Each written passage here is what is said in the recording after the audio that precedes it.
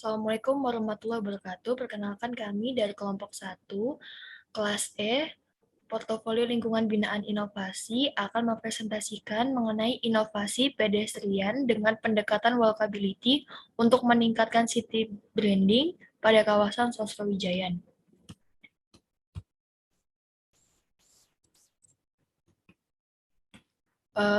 Ini yang pertama ada Jawahara Mahfuza, kemudian yang kedua ada saya, Nabila Maratus, kemudian yang ketiga ada Lutfi Nadia Nusuf. Kemudian ini ada abstraknya, membahas mengenai ketidakteraturan sirkulasi pada aktivitas transportasi pada kawasan Sosrawijayan menjadi penyebab jalan Sosrawijayan menjadi tidak ramah bagi pejalan kaki. Karena adanya parkir liar dan kurang tertatanya PKL atau pedagang kaki lima yang berjualan di bahu jalan menjadi penyebab utama permasalahan di Sosrawijayan. Jadi, abstrak ini membahas mengenai permasalahan yang ada di Sosrawijayan. Kemudian di sini ada daftar isi, ada 5 chapter. Kemudian di sini ada chapter 1, latar belakang mengenai kota Yogyakarta yang terkenal sebagai kota kebudayaan yang khas serta masih kental sehingga menjadi daya tarik dari kota ini. Kemudian mengenai lokasi Sosrawijayan sendiri, yang mana dekat dengan Malioboro atau masih menjadi satu kawasan dengan Malioboro, yang membuat banyak wisatawan yang bertamu juga ke jalan tersebut, terutama pada musim liburan memang menimbulkan kemacetan, sebab tak sedikit dari wisatawan tersebut membawa kendaraan pribadi. Kemudian juga mengenai PKL yang menggunakan bahu jalan pada Jalan Sosrawijayan menjadi permasalahan bagi Jalan Sosrawijayan tersebut yang membuat kendaraan bermotor dan lahan parkir menjadi tidak kondusif.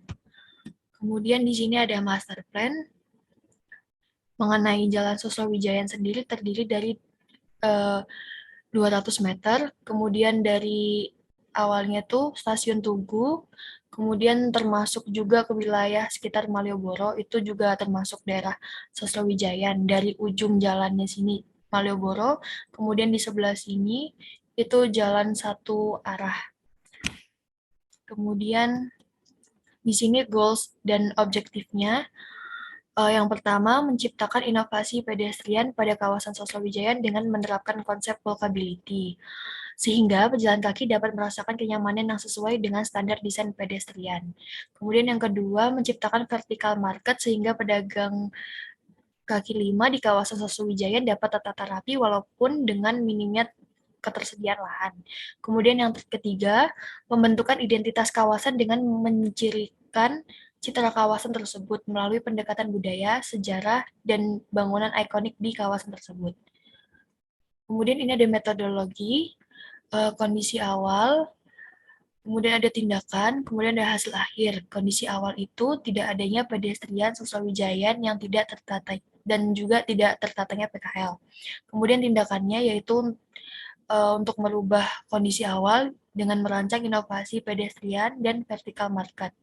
Kemudian hasil akhirnya terciptanya kawasan yang walkability dan peningkatan kualitas city branding, seperti yang dijabarkan pada tahap-tahap di bawah ini.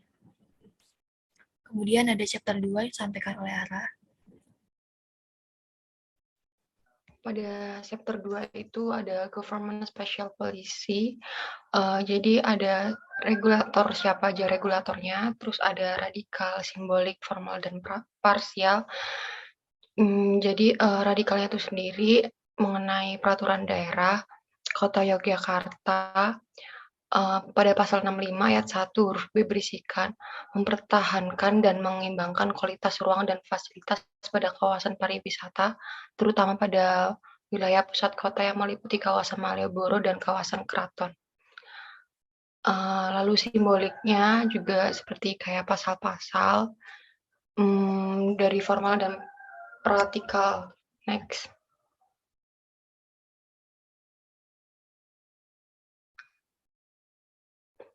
Untuk selanjutnya visi misi dan program, visinya sendiri itu terciptanya jalan Sosrawijayan yang ideal untuk pejalan kaki sebagai area wisatawan melalui perancangan ruang untuk sirkulasi kendaraan, serta pedagang kaki lima di kawasan ini dengan pendekatan city branding.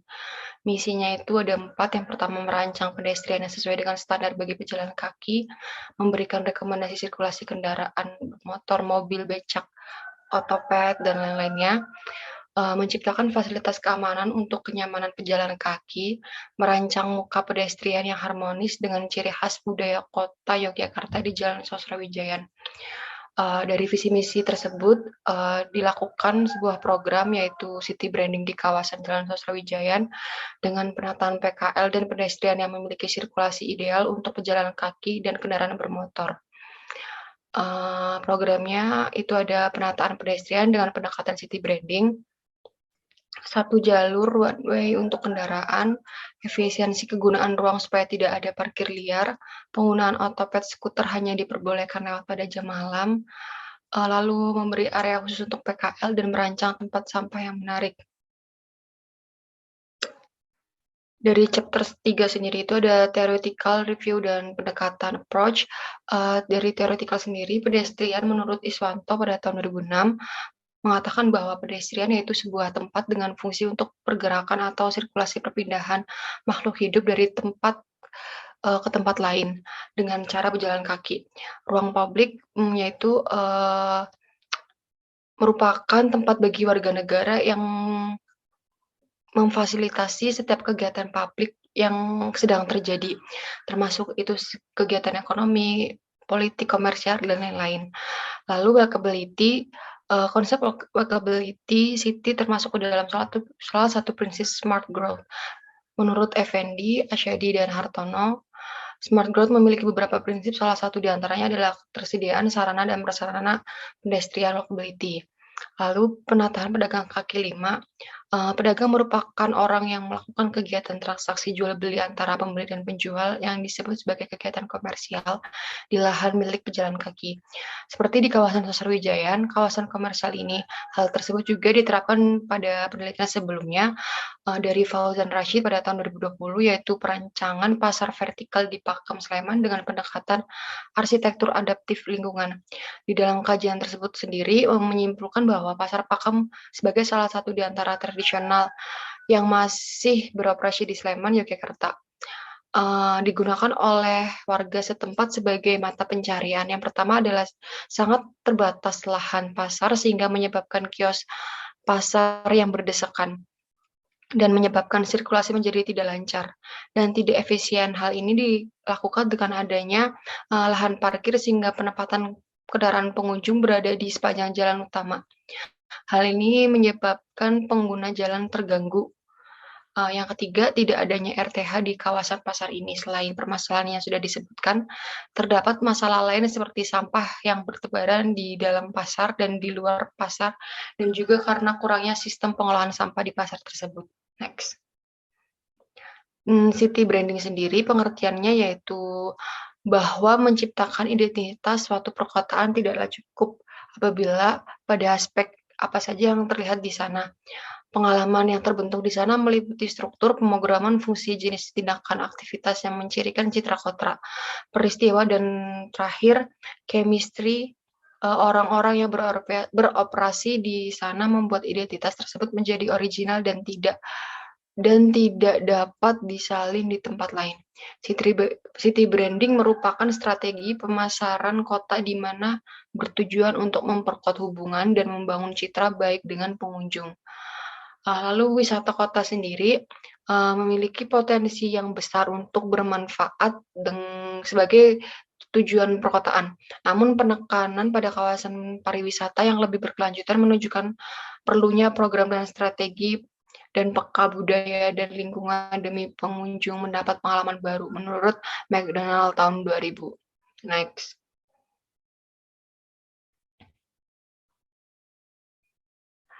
Lalu ada beberapa presiden. Yang pertama dari Buchan Street, Glasgow, jalan yang bergaya arsitektur Skotlandia abad ke-19 ini menampung aktivitas masyarakat mulai dari berjualan sampai pertunjukan teater.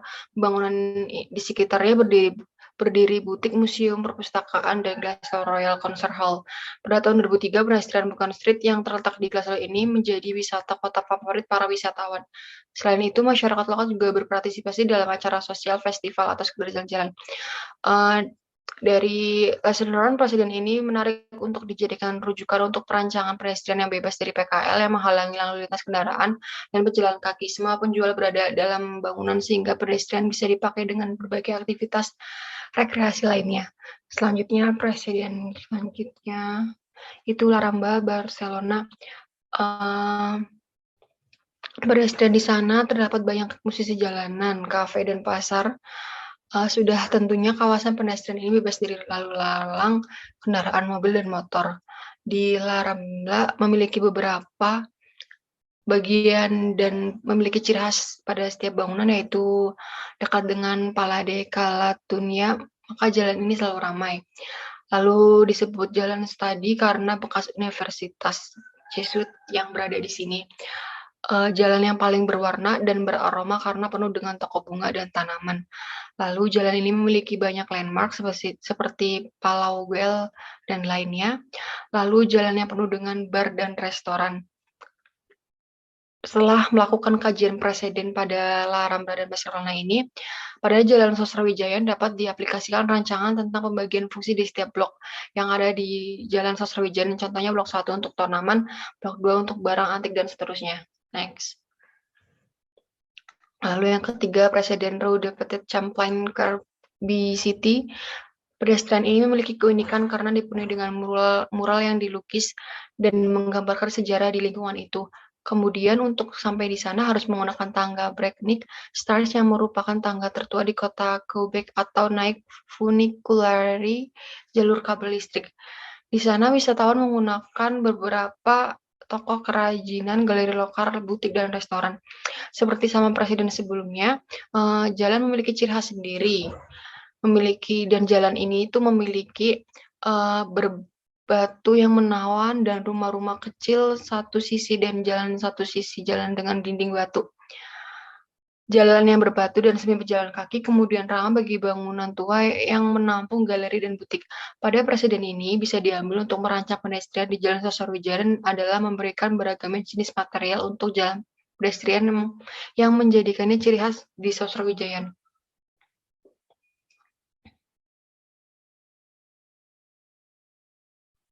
Lalu presiden dari vertical street-nya sendiri, ini ada sebuah vertical street yang terletak di Ukraina, yaitu sebagai pasar yang berfungsi menampung kegiatan masyarakat dan terdapat masyarakat yang tinggal pada bangunan tersebut guna meminimalisir penggunaan lahan di kawasan tersebut. Sebab krisisnya lahan pada daerah tersebut membuat solusi vertical street yang dapat dimanfaatkan untuk sektor ekonomi dan tempat tinggal dalam satu bangunan. Lalu ini ada urban design prinsip, itu tuh building from massing itu Jalan Sosrawijayan tidak termasuk sebagai zona cagar budaya, maka untuk tata bangunan di kawasan ini memiliki batasan dan syarat seperti KDB paling tinggi 60%, KLB paling besar 1,5, dan ketinggian bangunan paling tinggi 10 meter. Kemudian tidak boleh mengganggu RTH serta menerapkan konsep infrastruktur hijau pada bangunan. Lalu circulation dan parkir. Sirkulasi harus berjalan dengan baik karena berfungsi untuk menghubungkan satu fasilitas dengan fasilitas lainnya. Lalu pedestrian diperlukan dalam merancang sebuah kota, terutama pada kasus ini, karena berfungsi sebagai sarana pejalan kaki dan kegiatan lainnya, seperti pedagang kaki lima, karena dengan merancang pedestrian mampu menghidupkan ruang-ruang terbuka. Lalu vertical market, pedagang kaki lima dan pertokoan menjadi pusat perhatian di sebuah kota karena tempat berkumpul antara pembeli dan penjual dalam sebuah kawasan yang memiliki nilai interaksi. Lanjut, chapter 4 akan dibacakan oleh Lutfi. Oke, chapter 4 ada profil and planning area. Ini pembagian dari kelompok kita untuk per orang. Yang pertama yang berwarna merah untuk pedestrian, itu untuk merancang pedestrian sepanjang Jalan Sosrawijayan dengan panjang 460 meter. Kemudian ada untuk berwarna biru dalam city branding. Ini merancang gapura di setiap gang yang ada di Sosrawijayan yang memiliki ciri khas arsitektur Jawa. Yang kemudian untuk berwarna kuning ada vertical market. Merancang penempatan vertikal market yang ada di lahan kosong di sekitar Jalan Sosrawijaya. Selanjutnya, ada data dan analisis. Ini adalah foto dari bangunan komersial di area kawasan Sosrawijayan yang memiliki beberapa jenis seperti hotel, pertokoan, dan restoran. Selanjutnya, untuk bentuk bangunan di kawasan ini juga beragam dan memiliki gaya yang berbeda-beda dari yang masih bergaya kolonial hingga masa sekarang. Selanjutnya, untuk sirkulasi atau gang yang ada di Jalan Sosrawijayan, yang jumlahnya cukup banyak dan ada yang cukup untuk dilalui oleh satu mobil atau hanya bisa dilalui oleh untuk pejalan kaki. Selanjutnya, simulation with Umi di kawasan Jalan Sriwijaya. Kami mengambil modul simulasi pada bagian sebelah timur Jalan Sriwijaya. Untuk mengetahui kepadatan sirkulasi di Jalan Sosrawijaya, dilakukan simulasi dengan menggunakan aplikasi Rhino dengan plugin UMI atau Urban Modeling Interface, simulasi dengan cara memilih modul untuk mewakili sirkulasi di Jalan Sosrawijaya. Kemudian, hasil simulasi dengan menggunakan UMI menunjukkan sirkulasi atau akses terhadap bangunan sangat kecil. Diartikan dengan warna merah, semakin merah maka sirkulasi yang dihasilkan sangat kecil. Alur atau arah sirkulasi di Jalan Sriwijaya untuk kendaraan memiliki dua arah, menyebabkan sirkulasi menjadi semakin padat. Selanjutnya dilanjut sama Johara. Dari sirkulasi dari inovasi pedestrian, yang pertama memiliki 3 problem dan akan dilakukan problem solvers. Yang pertama mengenai keamanan. Untuk mengatasi keamanan pada pedestrian Sosrawijaya, menempatkan CCTV jalan sehingga dapat merekam kegiatan kawasan dan bisa melihat tingkat kepadatan kawasan tersebut sebelum ingin pergi. Lalu adanya rambu-rambu peringatan, penambahan isyarat rambu lalu lintas seperti zebra cross dan speed bump agar kendaraan tidak mengganggu pejalan kaki. Lalu menambah bollard dan bollard tiang dan bollard untuk batas keamanan pejalan kaki dengan pejalan kendaraan. Lalu menambah pos keamanan dan informasi agar memudahkan pejalan kaki yang berasal dari luar Yogyakarta. Lalu yang kedua untuk mengatasi kenyamanan pada pedestrian Sosrawijaya, seperti di sini ada tabel seperti batas minimal pedestrian itu setidaknya berukuran 2,5 meter. Lalu menambah tempat duduk agar bisa menjadi tempat peristirahatan bagi pejalan kaki. Lalu memberikan fasilitas bagi para disabilitas agar bisa nyaman menggunakan pedestrian di Sosrawijaya. Lalu adanya tekstur permukaan jalan menggunakan material seperti batu bata, batu beton, atau paving block, karena pedestrian merupakan fasilitas umum. Material yang dipilih sebaiknya yang mudah dipasang, tahan lama, dan mudah pemeliharaannya. Yang ketiga, masalah keindahan. Next. Masalah keindahan itu menambah pepohonan rindang dan tanaman yang mengeluarkan wewangian. Lalu menambah tempat sampah minimal jaraknya itu 10 meter. Mohon maaf, maksudnya jarak antar tempat sampah itu 20 meter. Menambah lampu jalan dengan konsep tradisional Yogyakarta. Menambah tulisan Jalan Sosrawijaya dengan ciri khas kebudayaan Yogyakarta. Menambah musik juga bisa, lukisan atau lainnya yang dapat meningkatkan city branding. Next. Lalu ada kondisi existing Jalan Sosrawijaya. Dari survei yang dilakukan, jalan kendaraannya itu cukup luas, yakni 6 meter, namun tidak ada pedestrian. Next. Lalu di sini ada standar peraturan pedestrian. Next. Ini ada kebutuhan minimum jalur pejalan kaki di kawasan perkotaan juga. Next. Lalu dari hasil kajian standar-standar, ditemukanlah inovasi desain pedestrian Sosrawijayan dengan lebar 3 meter pada pedestrian diberikan tempat sampah setiap 20 meter. Dan bolar sebagai batas antar jalur kendaraan dan pejalan kaki. Jadi di sini bagian depan bangunan itu dikasih 1,5 meter, jalan pedestriannya itu 3 meter, jalan kendaraannya 3 meter, dan bagian depan bangunan juga 1,5 di kanan dan kiri. Next. Lalu ini hasil dari 3D-nya. Di sini ada bola, lalu ada kamera pengawas juga untuk menjawab permasalahan keamanan, lalu diberi jalur difabel agar bisa digunakan untuk segala kalangan. Lalu di sini ada tempat sampah, ada untuk menjawab permasalahan kenyamanan. Lalu di sini ada mempercantik pedestrian dengan hiasan lampu-lampu jalan, tanaman hias pucuk merah, dan pohon ketapang sebagai penuduh untuk menjawab permasalahan keindahan. Kemudian, Ya dilanjutkan. di sini ada konsep penataan pedagang kaki lima dan juga vertical market. Dari kebijakan kawasan, pemerintah daerah memaksimalkan fungsi pedestrian sebagai ruang pejalan kaki dengan penataan pedagang kaki lima, khususnya sepanjang Jalan Malioboro. Faktor yang mempengaruhi implementasi kebijakan penataan pedagang kaki lima atau revitalisasi pembangunan kawasan Malioboro adalah faktor sumber daya meliputi sumber daya manusia dan sumber daya alam. Itu terkait dengan alokasi anggaran. Sedangkan faktor birokrasi dalam penataan kawasan Malioboro sudah terkoordinir dengan baik di mana pemerintah kota dan pemerintah DIY sebagai pembangunan fisik. Ini adalah foto-foto dokumentasi mengenai pedagang kaki lima yang berada di sepanjang Jalan Sosrawijayan. Kemudian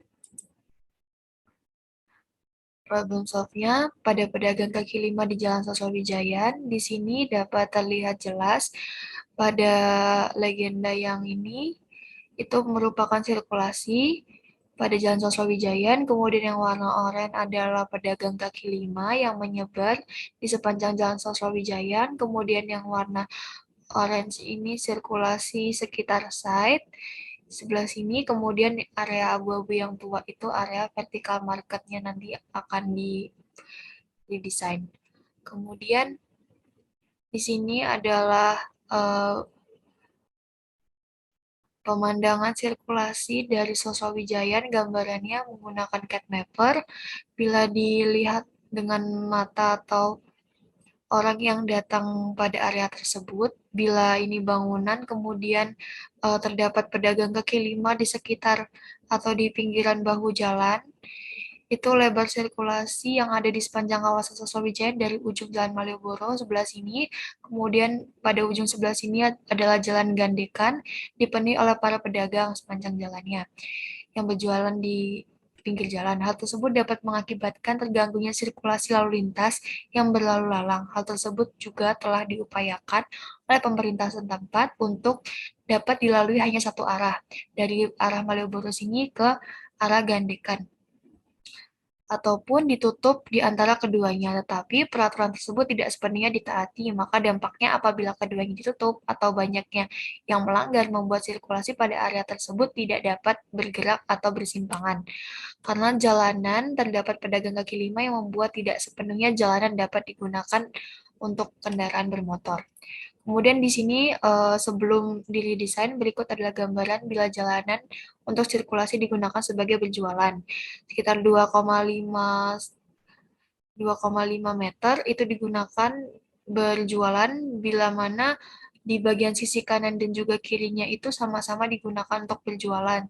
Jadi semakin sempitnya lahan untuk sirkulasi kendaraan bermotor. Ini untuk luasan penjual dan juga tempat berjualannya, belum lagi bila ada yang duduk dan makan di tempat, maka akan ditambahkan sekitar 50 cm atau setengah meter. Jadi bahu jalan yang digunakan sekitar 3 hingga 6 meter di kedua sisinya. Kemudian di sini inovasi rancangan desain bila pedagang kaki limanya atau PKL-nya telah dialihkan ke vertical street market, dapat lebih kondusif bagi pengendara kendaraan motor dan mobil dan juga para pejalan kaki yang tadi telah disampaikan oleh Jauhara. Kemudian di sini ada gambaran tampak dari atasnya, merupakan Jalan Sosrowijayan yang pada awalnya di bagian sebelah sini terdapat pedagang kaki lima di sepanjang jalan, kemudian pemanfaatan area kios yang tidak bermanfaat dengan baik pada area ini digunakan sebagai vertical street market bagi pedagang kaki lima yang berada di sepanjang Jalan Sosrowijayan. Hal tersebut membuat Jalan Sosrowijayan menjadi lebih kondusif tingkat kepadatannya. Hal tersebut juga dapat membuat area sirkulasi baik bagi pejalan kaki maupun kendaraan bermotor agar tidak terhambat. Kemudian ini adalah gambaran vertical marketnya yang berada di Jalan Sosrowijayan. Kemudian akan disampaikan oleh Lutfi.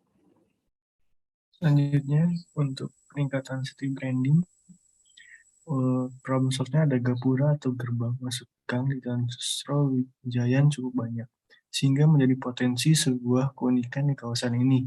Namun, rancangan bentuk gapura setiap gang tidak memiliki identitas atau ciri khas yang menggambarkan kawasan yang berada di daerah Malioboro atau daerah Jawa. Kemudian analisis dari 10 gang kecil yang ada di Jalan Sosrowijaya, terdapat 6 gang yang hanya memiliki gapura yang menggunakan atap limas, di mana atap limas juga merupakan ciri khas bentuk arsitektur Jawa. Selanjutnya, kemudian untuk pendekatan desainnya, the branding itu adalah pembentukan identitas atau ciri khas yang menjadi ikonik di kawasan tersebut dengan pendekatan sejarah, budaya, dan sosial dalam perancangan. Karena di jalan banyak sirkulasi untuk gang-gang kecil, sehingga merancang gapura dengan pendekatan city branding menjadi solusi untuk meningkatkan ciri kawasan Sriwijaya. Desain gapura dengan pendekatan struktur Jawa, yaitu mengacu pada bangunan joglo yang merupakan rumah adat Jawa. Ada referensi dari bentuk rancangan gapura. Yang pertama ada rumah adat joglo, kemudian ada gapura kerajaan Jepara. Selanjutnya, desain city branding untuk gapura. Bentuk dari tampak atas itu untuk dimensi dari luas atau lebar gapura itu ada 1,8 meter. Kemudian dalam perancangannya itu ada gapura yang memiliki ciri khas arsitektur Jawa, mencirikan atap limas dan material kayu dan ornamen kayu. Selanjutnya,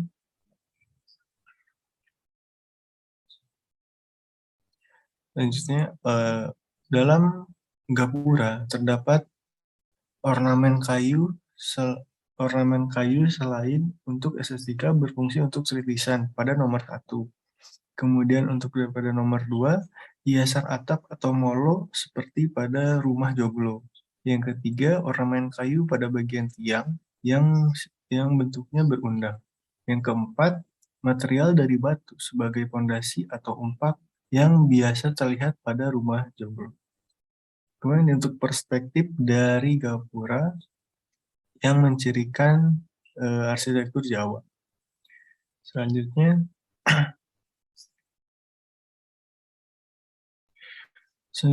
pada chapter 5 atau design guidelines, master plan pada kawasan Jalan Sosrowijayan yang telah kami rancang. Pemilihan lahan di daerah Sosrowijayan karena tempat tersebut merupakan tempat komersil dan banyak dikunjungi wisatawan untuk beristirahat, sementara tetapi memiliki tingkat kepadatan yang tinggi, dan hal tersebut dapat mengganggu sirkulasi dan lingkungan sekitar. Selanjutnya, untuk tampak master plan, gaya bangunan pada kawasan Sosrowijaya merupakan gaya bangunan Jawa modern, dan juga Indis. Maka dengan adanya hal tersebut, desain yang dibuat dapat menyesuaikan di antara ketiga gabungan tersebut, yang membuat keselarasan antara bangunan lokal, bangunan umum, dan bangunan untuk komersial. Selanjutnya ada pada kelompok kami ada penambahan area parkir di depan vertical market. Kemudian untuk berwarna kuning itu merupakan bangunan Indis. Kemudian untuk ada di warna abu-abu itu merupakan sirkulasi menuju area parkir dan vertical market. Selanjutnya Kemudian untuk perspektif pedestrian yang telah dirancang atau redesign. Selanjutnya, untuk vertical street market, ini adalah perspektif yang setelah diredesign. Kemudian ada perspektif gapura untuk meningkatkan city branding juga di kawasan Sosrawijayan. Selanjutnya, ini merupakan perspektif dari keseluruhan redesign kami. Sekian presentasi dari kami. Mohon maaf jika ada kesalahan. Assalamualaikum warahmatullahi wabarakatuh.